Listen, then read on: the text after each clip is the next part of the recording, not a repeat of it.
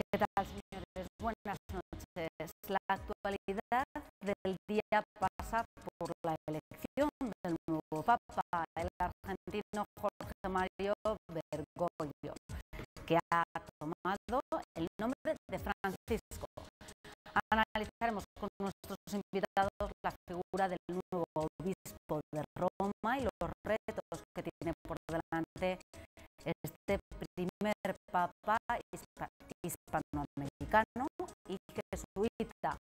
Para ello, esta noche nos acompañan aquí en esta mesa de redacción Emilio de la Cámara, hostelero. Buenas noches, Emilio. Hola, buenas noches. Aurelio López de Ita, presidente de CEPIME. Buenas noches. Buenas noches. Y Félix Moreno, presidente de la FAF. Buenas noches. Muy buenas noches a todos. Comenzamos entonces hablando de ese tema que ha llenado hoy todos los informativos, esas noticias de actualidad. La elección del Papa Francisco es el primer Papa hispanoamericano, el primer Papa también jesuita. Ayer fue elegido por el cónclave, tuvo su primera aparición frente a los fieles y hoy ha oficiado su primera misa como pontífice. Bueno, ¿cómo visteis, cómo habéis visto esta elección? ¿Os ha sorprendido, Emilio? Hombre, yo agnóstico, en principio me ha parecido bien. La elección de un Papa hispanoamericano me ha parecido una sorpresa, y que haya sido jesuita pues también me ha sorprendido. Es decir, los jesuitas llevan desde el siglo XVII, desde que la Iglesia condenó las reducciones de los jesuitas en Paraguay, los han tenido castigados durante varios siglos y ahora parece que ya les han perdonado. Debe ser porque el Opus, que era un poco la organización que controlaba un poco no en este Papa, en el anterior, parece que ha debido perder poder. De manera que esa es mi primera apreciación. Luego añadiré alguna cosa más. Luego profundizaremos.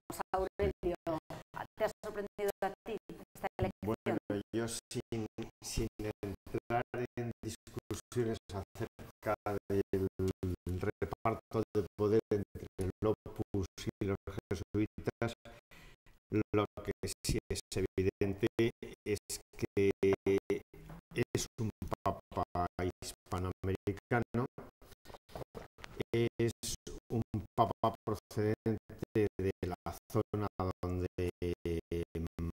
más católicos hay en este momento.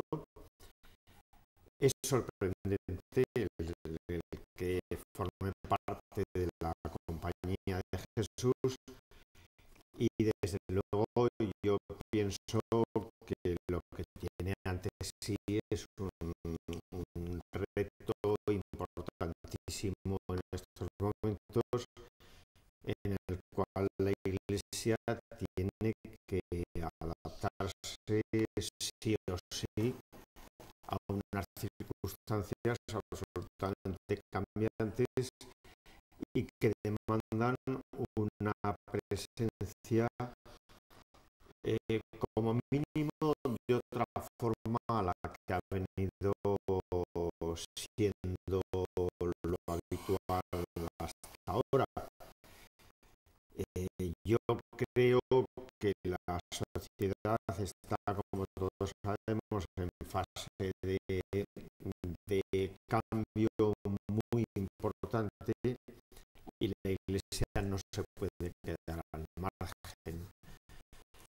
Parece ser, a juzgar por la biografía de este nuevo Papa Francisco, que es un hombre que ha estado en contacto con la realidad de la sociedad, que conoce perfectamente cuáles son los problemas y las miserias del mundo, y que desde luego, por lo que he podido oír hasta ahora,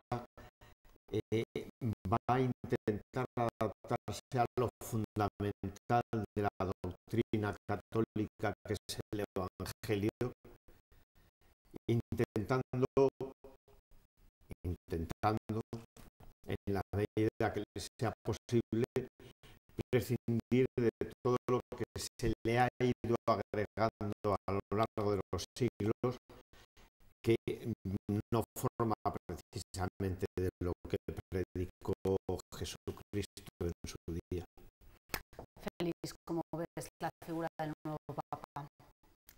Sí, hombre, yo estoy igualmente sorprendido que vosotros. Lo cierto es que yo creo que en estos momentos donde el catolicismo está jugando la batalla fundamental por la hegemonía religiosa, probablemente es en América y fundamentalmente en Sudamérica. Ahí es donde yo creo hay más religiosidad en estos momentos, y además es una religiosidad que efectivamente pues está en competición pues con otras religiones también del ámbito cristiano, evangelistas, etcétera, etcétera. Por tanto, parecería como si además de haber dado un nuevo paso, la Iglesia ya salió de los estrechos márgenes de la península italiana y subió a Polonia, y luego hemos tenido un papa alemán. Y bueno, pues ahora parece ser que se ha dado un nuevo paso por elegir un papa no europeo, que es un hecho pues evidentemente absolutamente novedoso.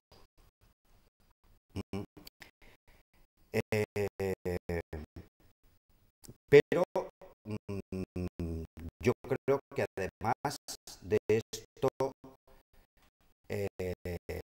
hay una señal y un intento de luchar por esa hegemonía en Sudamérica, que es donde en estos momentos pues parece ser que hay un 40 o un 50%, entre un 40 y un 50% de los católicos.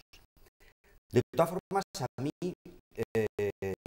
termino ya, me preocupa que este hombre tenga en su pasado algunos estigmas que yo creo que la Iglesia no ha cuidado muy bien en su pasado reciente. Yo creo que la Iglesia no ha sido escrupulosa y rigurosa en la defensa de los derechos humanos en muchos momentos históricos, y de la denuncia contra determinadas situaciones autoritarias, dictatoriales. En España lo sabemos muy bien, relaciones que tuvo la Iglesia Católica con la dictadura franquista, aunque en los últimos años de franquismo, pues la respuesta de la Iglesia fue distinta. Hubo también un sector de la Iglesia pues, que estuvo en la lucha antifranquista, y parece que este hombre, en su condición de obispo, de cardenal, en la época de la dictadura argentina, pues no fue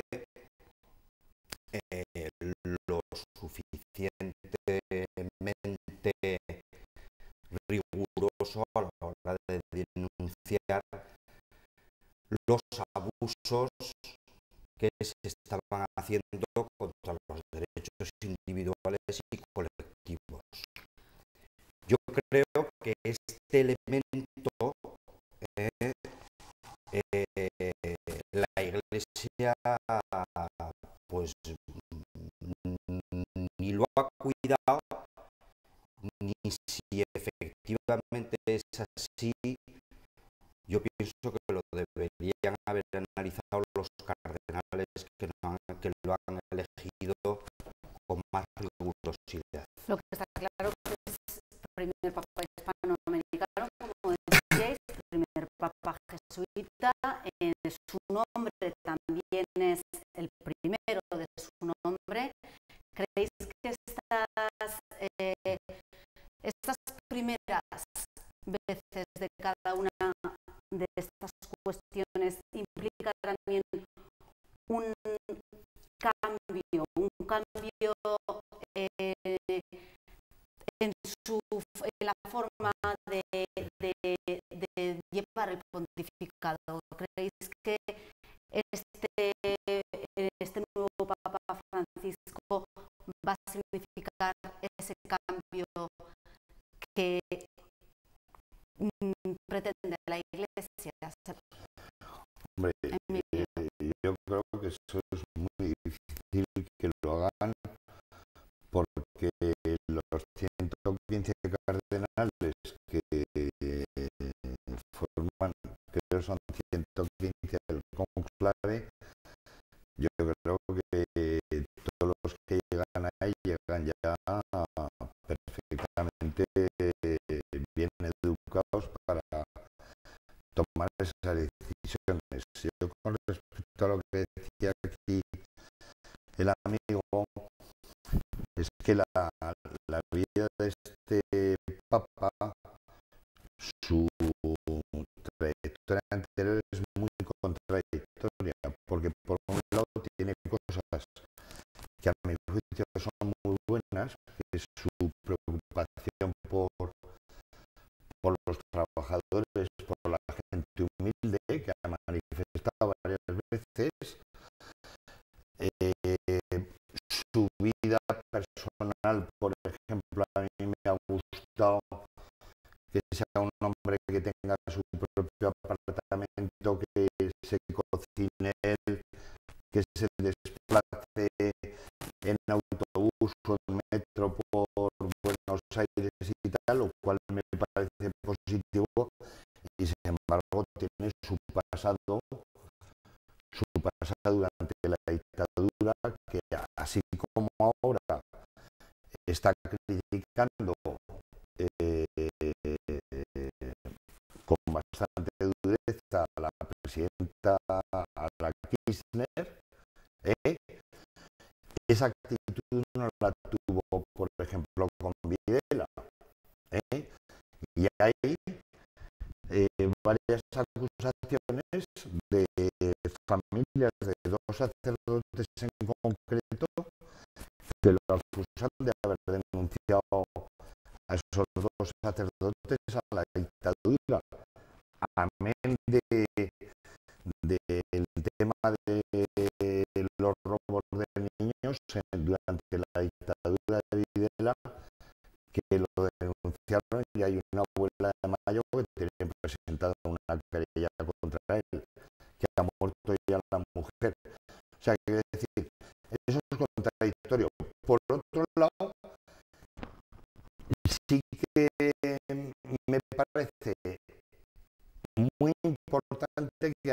elegido a un papa hispanoamericano. Es decir, huir de todo el núcleo duro de la curia, que son italianos, que imagino que ahí ha sido una lucha despiadada en ese colectivo para sacar a un hombre que era un poco ajeno a toda esa lucha que debe desarrollarse en el Vaticano. Yo creo que el tema de las finanzas vaticanas no va a ser capaz de resolverlo. Es decir, el tema del Banco Vaticano no lo va a resolver. No creo que lo resuelva, porque son unos intereses muy grandes, y el resto ya veremos a ver cómo va, qué fuerza tiene este hombre para sacar todos esos temas escabrosos que arrastra la Iglesia desde los últimos años, ¿no? Porque además esos temas que comentaba Emilio, él va a tener acceso a todos estos documentos de los que se han estado hablando estos últimos meses. Bueno, a ver, yo siempre que se produce una elección de papa, al menos en la época moderna en la que todo se sabe, todo se conoce, hay información exhaustiva de los últimos años, etcétera, pues hombre, es relativamente fácil encontrar una anécdota susceptible de ser elevada a categoría y a través de la cual pues buscar una censura, unos antecedentes. Yo no tengo elementos de juicio suficientes para saber cuál fue su actuación durante la dictadura argentina. Lo que sí coincido con Emilio es que a juzgar por su forma de actuar, por su vida, por su tal, es un hombre, como decía antes, enraizado con la sociedad y con sus problemas. Y lo que es evidente es que en una sociedad, sea creyente o no creyente, que está en un proceso de pérdida de valores muy agudizada, el que haya un papa capaz de intentar relanzar el concepto de que una sociedad sin valores desde el punto de vista religioso o agnóstico, me da igual, pero valores. Esa sociedad está condenada a un fracaso rotundo. Yo creo que, hombre, al menos hay que conceder un margen a la esperanza. Ahora, si todos nos empeñamos a priori en buscarle condicionantes que puedan ser de tipo negativo, los vamos a encontrar.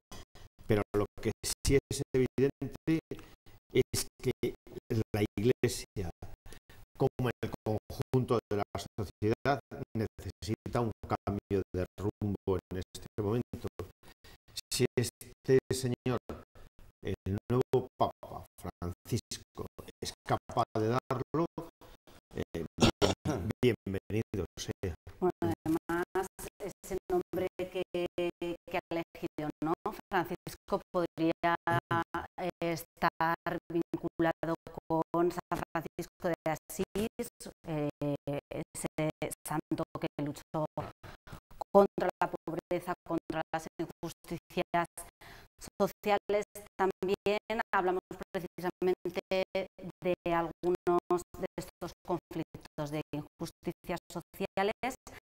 La decisión de hoy del Tribunal Europeo en contra la ley de los desahucios ha declarado este tribunal ilegal y abusiva. La ley de desahucios española, con lo que el gobierno de España ha dicho que tomará en consideración esta medida y que hará cambios en ese borrador que se está tramitando para poder aplicar la normativa tal y como ha aconsejado el tribunal o esa sentencia del tribunal europeo. Bueno, ¿cómo valoráis esta noticia? Feliz, bueno, ¿creéis que es también una noticia que ha dado la razón sobre todo a muchos de los afectados por los desahucios?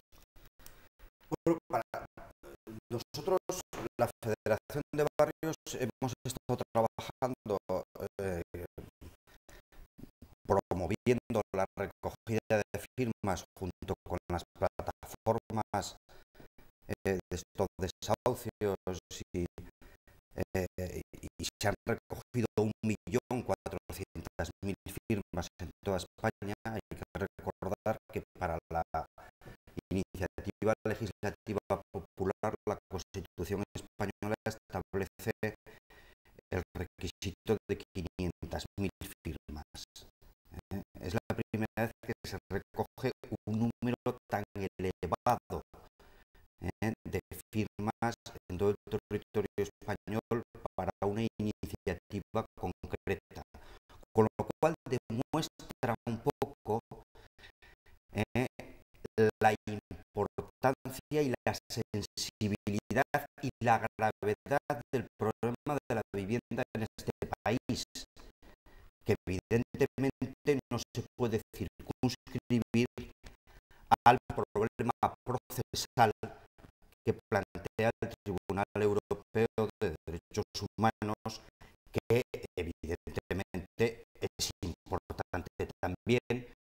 El Tribunal Europeo plantea que la legislación debe ser más garantista, que debe garantizar antes de echar a una persona de su casa, antes de lanzarla a la calle, que es lo que estamos viendo en televisión, con esas reacciones a veces dramáticas de personas que antes de que llegue la comisión judicial se tiran por la ventana o por el balcón.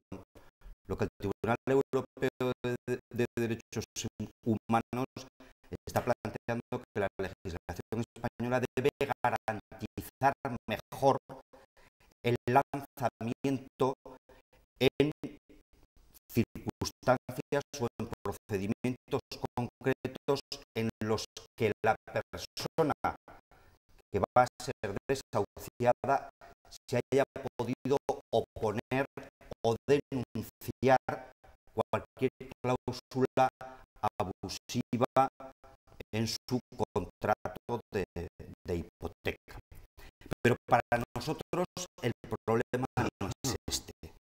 El problema en este país es que la Constitución española reconoce el derecho a todos los españoles a tener una vivienda digna, ya que los poderes públicos luchen contra la especulación, y sin embargo en 30 años de democracia que llevamos en este país, ni la administración ha evitado la especulación, sino todo lo contrario, que ha contribuido a ella que una buena parte de la financiación de los ayuntamientos y de las comunidades autónomas ha procedido precisamente de la especulación urbanística, es decir, ni ha luchado contra la especulación,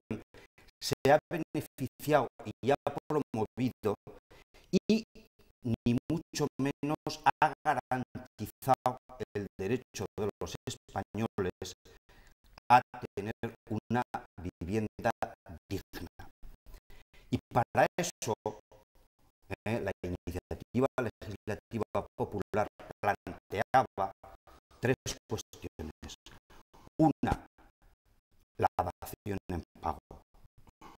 Dos, la retroactividad de la dación en pago. Y tres, la existencia de alquileres sociales, que es el elemento fundamental. En los países europeos hay un 40 e incluso un 50%, Dinamarca, Alemania, Bélgica, etcétera, etcétera, un 40 y un 50% de alquileres sociales. Hay un 40 o un 50% de personas que viven de alquiler. En España es absolutamente minoritario. Y ese es el meollo de la cuestión. Los poderes públicos deben garantizar el derecho a la vivienda por encima de todo. Por encima del derecho a la propiedad de la vivienda o por encima de cualquier impago de hipoteca. Emilio, esa iniciativa legislativa popular que comentaba Félix, seguirá ese trámite en el Congreso también, pero la cuestión está Yo en principio esta sentencia del tribunal. aplaudo esa sentencia, creo que da impulso a todo, pero yo es que a mí lo que me escandaliza es que quien está desahuciando a la gente son empresas que tendrían que haber sido desahuciadas previamente, haberlas cerrado, mandarlas al paro. No se les desahucia, estoy hablando de bancos y cajas, que son los que han cometido la tropelía que nos está costando decenas de miles de millones de euros a los españoles, que los estamos pagando a escote, y son los que están desahuciando a la gente. Entonces, a mí eso ya de entrada, que una caja esté desahuciando a alguien, cuando esa caja lo que tenía que haber hecho es echar la persiana a los directivos, haberlos mandado a la cárcel, están desahuciando a la gente. Eso me parece una barbaridad desde el punto de vista legal, ético y desde el punto de vista que queréis mirarlo. Entonces, en principio, esa decisión que ha tomado Bruselas, que por otra parte no es obligatoria que la tenga que cumplir el gobierno español, pero la deberá cumplir efectivamente, de manera que yo un aplauso. Bueno, a ver, aparte de consideraciones de tipo sociológico que son fundamentales, de lo que no cabe duda es de que Europa le ha dado un varapalo a la legislación española en este momento, que ponía en manos de la entidad bancaria todas las armas en contra contra del cliente. Es decir, hasta hace algún tiempo el impago de una mensualidad de la hipoteca daba pie al desahucio inmediato. Ahora ya son 3. Pero todo eso además con una secuela de inconvenientes ante los cuales la indefensión era absoluta por parte del hipotecado. Ahora parece ser que, bueno, Europa lo que le ha recordado a la legislación española es que tiene que haber alguna garantía más, que no se pueden aceptar las cláusulas abusivas, que hay otros en manos de los jueces, otros procedimientos para parar el desahucio en circunstancias determinadas, y en definitiva lo que recuerda es que hay una norma de rango superior, que es la europea, que sí obliga a los jueces españoles, o más que obligar, pone en manos de los jueces españoles la consideración de otras circunstancias. Bienvenida sea, porque evidentemente la legislación española hasta ahora era absolutamente abusiva. Totalmente. En la práctica, ¿qué puede significar? Que el juez pare completamente ese proceso. Puede significar que un juez, a la vista de unas cláusulas abusivas, como son el establecimiento de un suelo determinado para una hipoteca, o como son el que en determinadas circunstancias el impago pueda dar lugar a una consideración por parte del juez para evitar el desahucio, el juez pueda tenerlo en cuenta, porque hasta ahora el único elemento que podía detener un desahucio era el pago de la deuda. Ahora parece ser que hay alguna circunstancia más que hace que el juez la pueda tener en cuenta. Pero evidentemente, y coincidiendo con lo que tú has dicho, la política de vivienda en general en España hasta ahora ha sido francamente lamentable. Pero con esto enlazamos con un problema distinto. Es que una cosa es el reconocimiento de los derechos constitucionales, y otra cosa es el poder realmente facilitar el disfrute de esos derechos, que no solo en el tema de la vivienda, sino en otros, hasta ahora era bastante deplorable. Feliz. Pero claro, ¿os figuráis que en España todavía, no solamente en los impagos por hipotecas, sino en cualquier préstamo, en cualquier crédito, los intereses moratorios rondan del 15 al 20%? Y el 20 y tantos. Es decir, Sí. o sea, tú firmas una hipoteca en estos momentos con una cláusula variable en relación con el Euribor, que puedes estar pagando una cuota mensual al 1,20 o 1,25%, y si dejas de pagar esa cuota ese mes, te pasan a cobrar el 20%.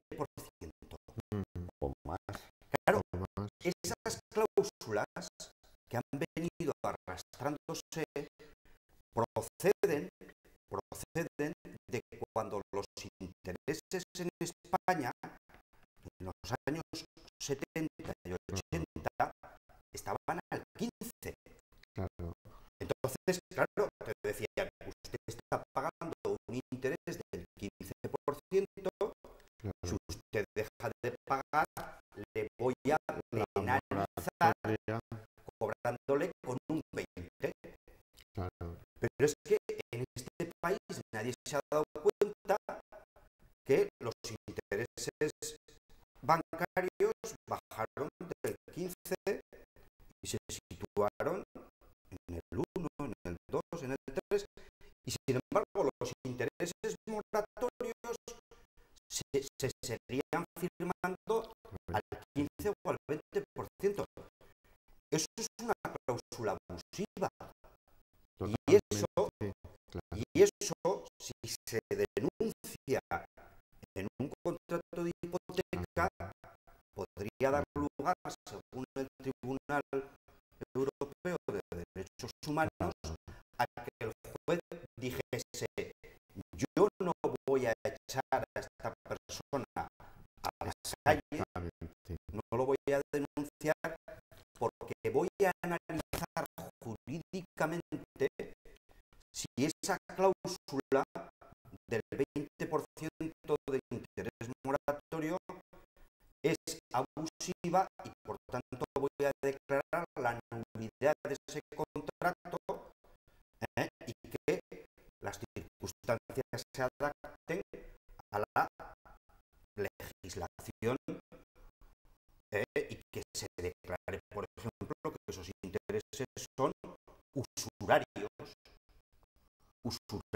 que es un delito en España, cobrar intereses usurarios, y sin embargo a los bancos no se les ha declarado que estaban cometiendo un delito de usura cuando te están cobrando el 20 o el 25% de interés, por ejemplo. Emilio. Sí, pero claro, las leyes las elaboran quien las elaboran, al margen de los partidos que representan en el Parlamento. Los 10 banqueros más potentes mandan mucho y la legislación se hace para eso. En Europa estamos viviendo eso, o sea, lo que es Europa la han construido los banqueros y por eso estamos pagando lo que estamos pagando. Todo este drama, toda esta historia está para defender a los bancos y para eso están sus dirigentes gobernando Europa. Hasta que no echemos a esos dirigentes, empezando por Draghi, que es uno de los responsables de la burbuja económica que estamos viviendo desde Goldman Sachs, hasta que no echemos al Monti, bueno, en Italia han echado al Papadimus, pero todos esos, a mí me avergüenza que el último presidente de la Comisión Europea, el Juncker, Jean-Claude Juncker, era primer ministro de un paraíso fiscal en Europa, del Luxemburgo. Pero bueno, apaga y vámonos. Apaga y vámonos. Bueno, hemos estado hablando hasta ahora de las personas que pueden perder su casa. Vamos a hablar ahora de esas personas que ni siquiera tienen un techo. El albergue de transeúntes de Zaragoza va a habilitar unos barracones para suplir esa falta de espacio, sobre todo en los días de invierno de más frío.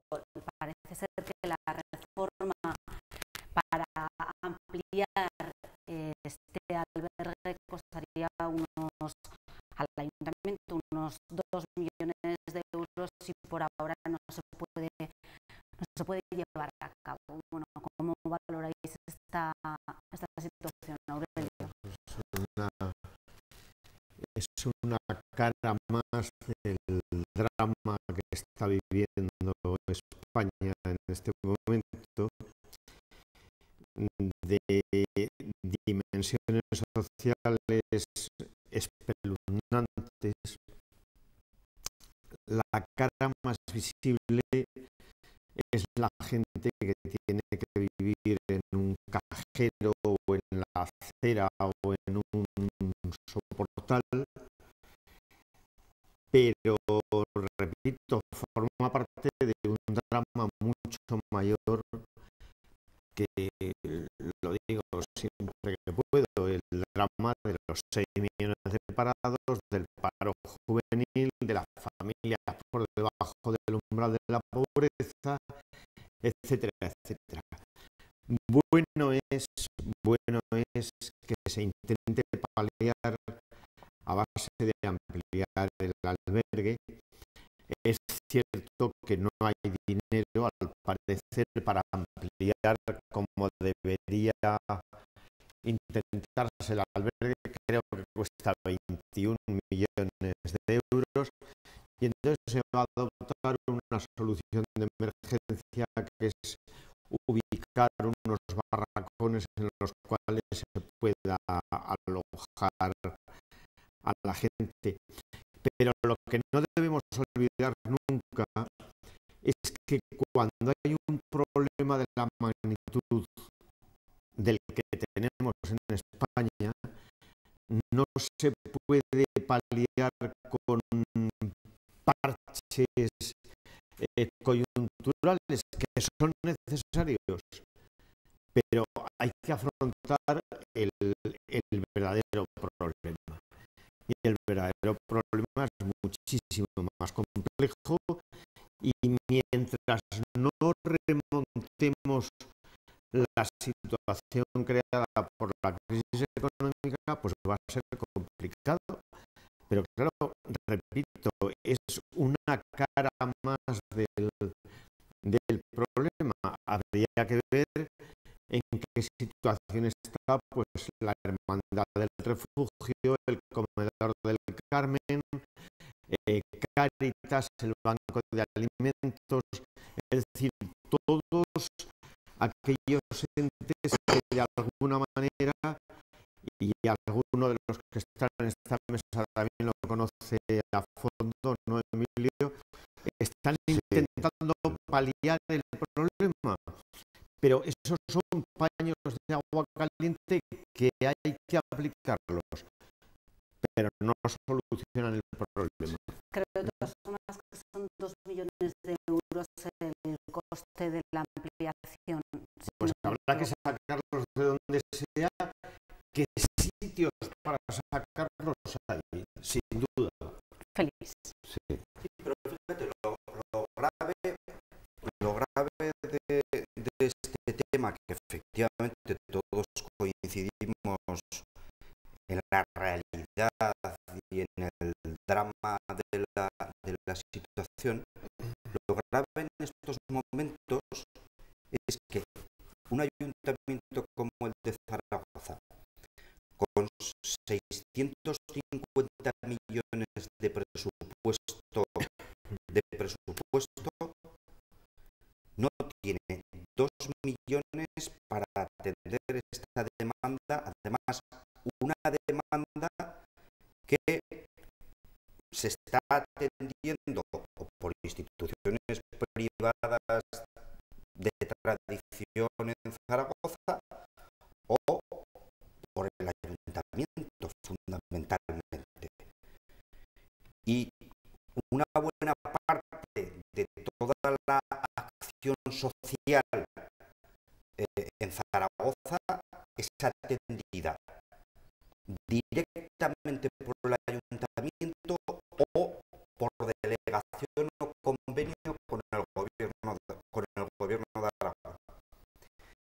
Y sin embargo, el ayuntamiento con 650 millones de presupuesto no es capaz de habilitar 2 millones para esto. Es decir, en estos momentos, crisis económica, además a los ayuntamientos por parte de la legislación estatal se les está encorsetando de tal manera que se ven impedidos para atender este tipo de demandas.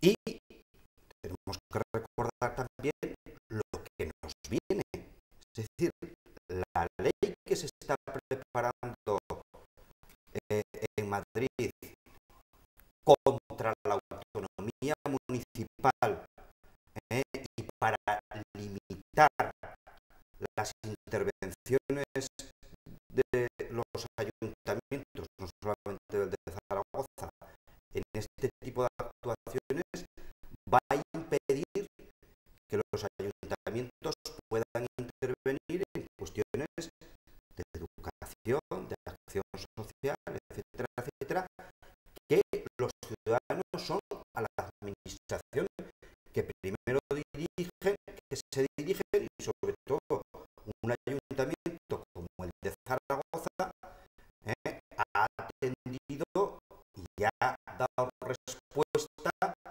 a muchas de las demandas.